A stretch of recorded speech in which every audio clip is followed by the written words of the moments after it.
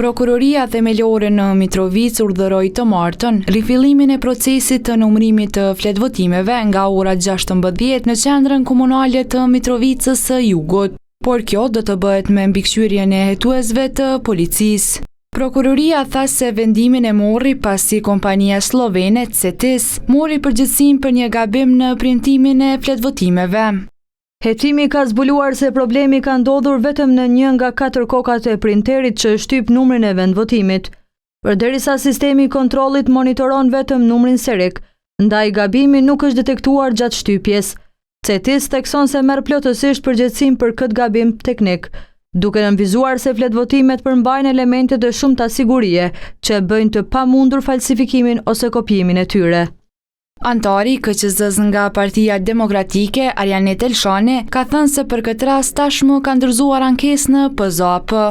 Konsiderojmë që në sy të opinionit publik, në sy të qytetarëve, ky proces tashmë është i dëmtuar, pra është cënuar integriteti i zgjedhjeve dhe presim një vendim nga PZAP-ja pas dorëzimit të ankesës.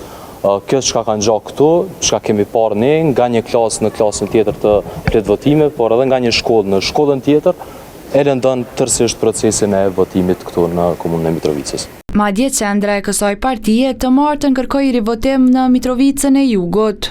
Kjo është nëse do të marrni krahasim sikur më shtyp votime dhe me harru me shkruaj Partia Demokratike e Kosovës. Ky gabim teknik ka ndikim thelbësor në rezultatin zgjedhor.